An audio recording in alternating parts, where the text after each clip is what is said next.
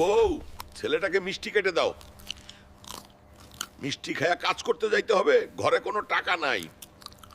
ফুলপুর বাজারে যাবে, কত টাকা ভাড়া? ভাড়া 50 টাকা। সবকিছুর দাম বেশি, সংসার চালাইতে কষ্ট হয়ে যায়। ঠিক আছে, চলো।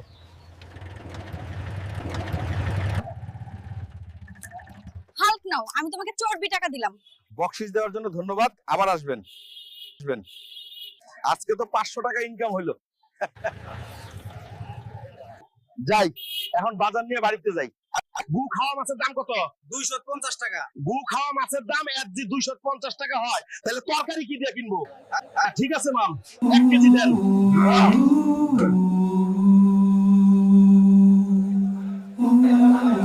1 কেজি আলু এবং 1 কেজি বেগুন দেন। লন মামা, দাম হচ্ছে 120 টাকা দেন। লন মামা, আমার চাউল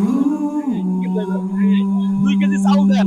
লন মামা, দাম 160 টাকা। লন মামা, 500 টাকা প্রায় শেষ।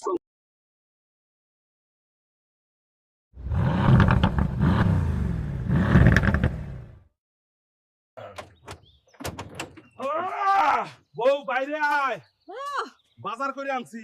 কত টাকার বাজার আনছো এখানে? এইখানে 500 টাকার বাজার আছে। বউ গরিবের সংসার চালানো খুব কঠিন। কবে যে এই দেশে ন্যায় বিচার এবং ইনসাফ প্রতিষ্ঠিত হবে, সেই আশায় বেঁচে আছি। ইনশাআল্লাহ একদিন ইনসাফ প্রতিষ্ঠা হবেই। বন্ধুরা, এভাবেই চলছে হালকের সংসার।